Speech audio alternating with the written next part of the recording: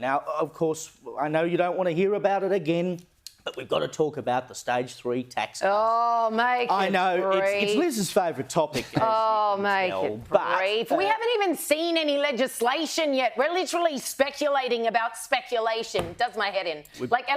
Let's actually see something.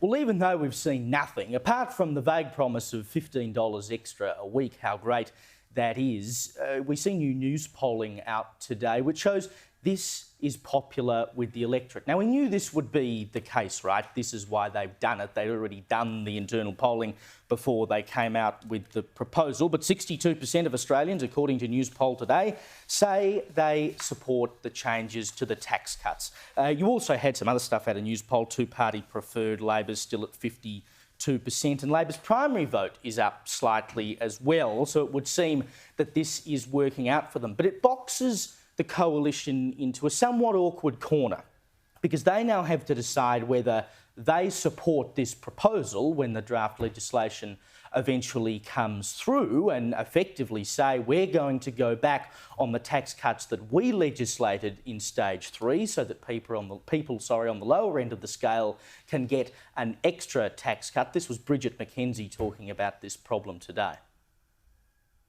Newspoll is Newspoll, but 100% of Australians hate being lied to. Right? That I can absolutely categorically say. Even if you get more dollars in the hip pocket? Well, you never trust that guy again, right? You say, thank you very much, I'll pocket that, I'll make sure I spend that money on the things that my family and my household need. I earned it after all.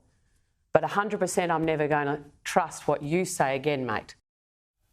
Now, I think the issue here is obviously it is popular. We know that. Who doesn't want an extra tax cut? Anyone will take it if it's offered to them. If the coalition were to say we're not going to support this change, what they would effectively be doing is handing Labor a campaign come election time saying Peter Dutton didn't want to give you your tax cut. But Labor would love it. Choice, right? Labor would absolutely love it. And then you've got the Greens also saying, no, we want this as well. If you want us to be in bed with you on this, you've got to do this, you've got to do that. It would be such a win for Labor to turn around and be like, we tried to give more money back to you. And then the Greens, the Liberals, the coalition wouldn't let us, but we tried, because obviously the measure has polled incredibly popular. Yep. That was never in doubt, as you said. They would have absolutely polled that to the back teeth before they made the move. So it's a given. But what we've seen is the needle hasn't budged on two-party preferred. Now, granted, he's still coming up as better PM. He's on 46. Dutton's got a 35. I'm assuming the rest of the gap in the number there is just people who are like, I don't care, either or, whatever. Who are these people? But what counts is votes. What counts is self-interest. It doesn't matter how popular a move you've made is unless that translates to votes. Nothing's more important to any government than getting re-elected, and they're not seeing that in the polling yet. It's early days yet, but given the measure has polled so popular, it's not coming out in favour of Albanese any more than it was in December, which I am actually surprised about, because you would have thought people would be really grateful for the sugar hit, and who doesn't want to vote for Robin Hood? He robbed the rich to give to us, thank you. But it's not yet translating. That's not to say it won't, though. That's a big problem for Albanese, because he's burned a lot of political capital, used a lot of energy. He's destroyed whatever trust was left in him for, as you said,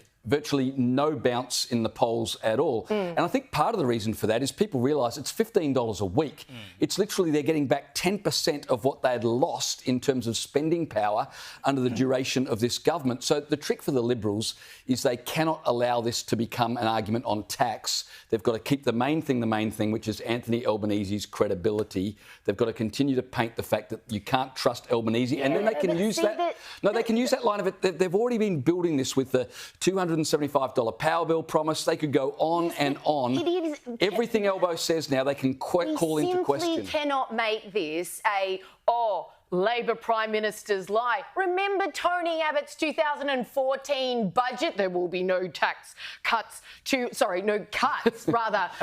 education. No cuts to health, no cuts to... There was cuts to everything in that budget. But no one's... All prime ministers lie. No one's thinking about Tony Abbott when we come round to the next federal I'm simply saying people are used to it. People are used to it. I don't think people are that It's not cynical. like, oh, this is so unprecedented. Yes, it's a powerful campaign election line, and yes, the Liberals will hit it hard all the way to election day and beyond, reminding the Australian people this man lied through his teeth for months, knowing exactly what he was going to do. But I just think it doesn't carry enough weight, as we've just seen in today's Newspoll with regards to better PM. Those are significant numbers. And you can't either turn your nose up at the fact that two-party preferred, they're still in the lead. Exactly. This hasn't moved the dime at all. So that's the thing. people aren't like, oh, well, since this tax cut announcement, he's a liar. No, he hasn't gained anything from it, but he's not suffering. He hasn't lost, hasn't hurt him that, you know, oh, he's a liar, therefore we don't have trust. But the liar narrative is going to continue. It's been building and it will continue to build. I don't think you should expect to see a massive drop in the polls because he broke a promise,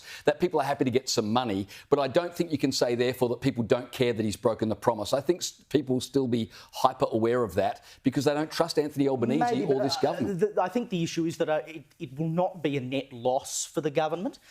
Because obviously you've got broad support for the changes that have been put forward. And as we've seen in the polling today, there's no immediate shock that has been taken that, you know, in either direction. But it's not as though people have woken up and gone, my God, Anthony Albanese is a liar, we're not going to take it anymore. Yeah, people were like, it hasn't cost them votes. Bloke's a liar. It hasn't cost them votes. And to be honest, I don't think Anthony Albanese is all that worried about losing votes because he imported 737,000 people just last year.